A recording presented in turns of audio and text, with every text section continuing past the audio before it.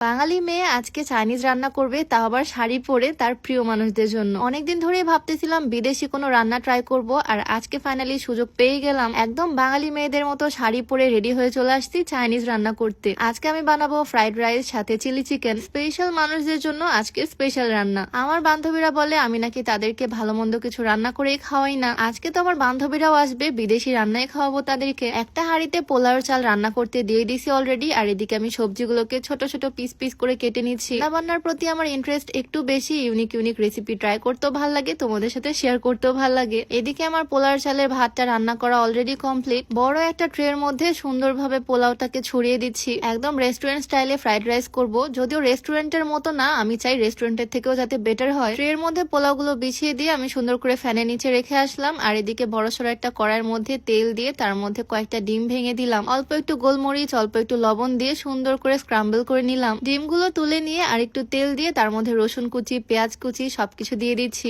একদম নিজের মতো করে নিজের স্টাইলে বানাচ্ছি। ভালোবাসার মানুষদের জন্য বানাচ্ছি, তাই রান্নাটাও ভালোবাসা দিয়েই করতেছি। একটু সস দিয়ে দিলাম, সয়া সসও অ্যাড করলাম এটার মধ্যে। আর একটু নেড়ে চেড়ে নিয়ে তার মধ্যে আমি ঠান্ডা করা ঝরঝরে ভাতগুলো দিয়ে দিচ্ছি। নাড়তে নাড়তে খুব সুন্দর ঝরঝরে হয়ে যাবে। আমি 2 পোয়া চালের ফ্রাইড রাইস করছি, সবাই মিলেই খাওয়া যাবে। এখন জাস্ট খুব সুন্দর করে নেড়ে চেড়ে আমি মিশিয়ে নিব। সবসময় একরকমের রান্না বান্না আর ভালো লাগে না, তাই একটু বিদেশি রান্না বান্না করতেছি আজকে। ভালোভাবে মিক্স করে একটু লবণ, সেই ভেজে রাখা ডিমগুলো সব দিয়ে আবারও ভালোভাবে নাড়াচাড়া করলাম। আমার ফ্রাইড রাইস কিন্তু রেডি। এদিকে আমার হাজবেন্ড সোফায় কভার লাগাচ্ছে। সোফা কভার লাগাতে কিন্তু সে একদম এক্সপার্ট। আমাদের বাসায় ম্যাক্সিমাম সময় তুর্কি সোফা কভারই লাগানো হয়। তুর্কি sofa cover by RSHT Facebook পেজে সোফা কভার এগুলো। আমি ম্যাক্সিমাম সময় RSHT ব্র্যান্ডের সোফা কভার ইউজ করি, কারণ তাদের কোয়ালিটি একদম বেস্ট। আর তাদের পেজে কিন্তু আফটার সেল সার্ভিসও থাকছে। তোমাদের ফার্নিচারের জন্য চাইলে এত সুন্দর সুন্দর কভার নিতে পারো, যে কোনো ডিজাইনের, যে কোনো কালারের। পেজটা আমি ডেসক্রিপশনে মেনশন করে দিব। আমার রান্না বান্না তো এখনো বাকি, চিলি চিকেন এখনো কমপ্লিট করিনি। এর মাঝখানে আমার বান্ধবী জবা চলে আসলো, আর ও আজকে আমার জন্য গিফট আনছে। গিফট দেখে তো আমি পুরাই অবাক। ওর নিজে হাতে তৈরি করা চুড়িগুলো মাশাআল্লাহ খুবই সুন্দর। আমার বান্ধবী এমনিতেও অনেক গুণবতী, ওর হাতের কাজ অনেক সুন্দর।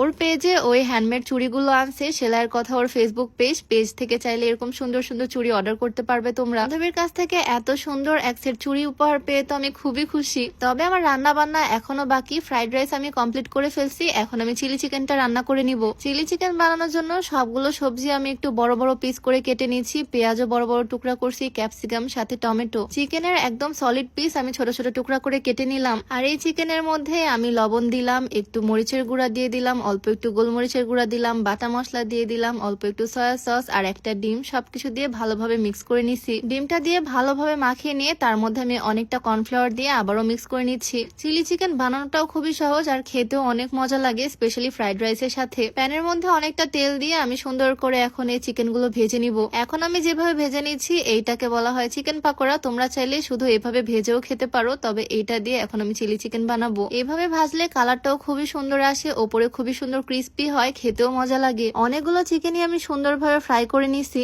দেখতে এগুলো এত বেশি লোভনীয় লাগতেছে। চিলি চিকেন বানানোর আগে অনেকগুলো চিকেন অলরেডি সবাই মেরে দিছে। যাই হোক, একটা প্যানের মধ্যে আমি খানিকটা তেল দিলাম, একটু রসুন কুচি দিয়ে দিলাম, তার মধ্যে দিয়ে দিলাম বড় বড় করে কেটে রাখা পেঁয়াজ, ক্যাপসিকাম, টমেটো সবকিছু আমি বড় বড় করে কাটছিলাম। টমেটো গুলো দিয়ে দিলাম, তার মধ্যে টমেটো সস অ্যাড করলাম, একটু চিলি সস দিলাম, না থাকলে স্কিপ করা যাবে। তারপরে দিয়ে দিলাম সয়া সস, ভালোভাবে মিক্স করে নিছি। চিলি ফ্লেক্স দিয়ে আবারও ভালোভাবে নেড়েচেড়ে মিক্স করে নিলাম। আর একটা বাটির মধ্যে আমি অল্প একটু কর্নফ্লাওয়ার একটু পানি দিয়ে গুলিয়ে এটার মধ্যে দিয়ে দিলাম। কর্নফ্লাওয়ারটা দিলে এটা খুবই সুন্দর ঠিক হয়। ও আর এটার মধ্যে অল্প একটু চিনিও অ্যাড করছি, বলতে মনে নাই। চিকেন গুলো দিয়ে ভালোভাবে নেড়েচেড়ে সাদা তিল ছড়িয়ে দিলাম, যদিও এটা অপশনাল, না দিলেও সমস্যা নাই। এটার পর দিয়ে দিলাম কাঁচামরিচ কুচি। আলহামদুলিল্লাহ আমার চিলি চিকেনও একদম কমপ্লিট। আমার রান্না বান্নাও শেষ। আর এদিকে আমার বান্ধবী সুমাইয়াও চলে আসছে আমাদের বাড়িতে।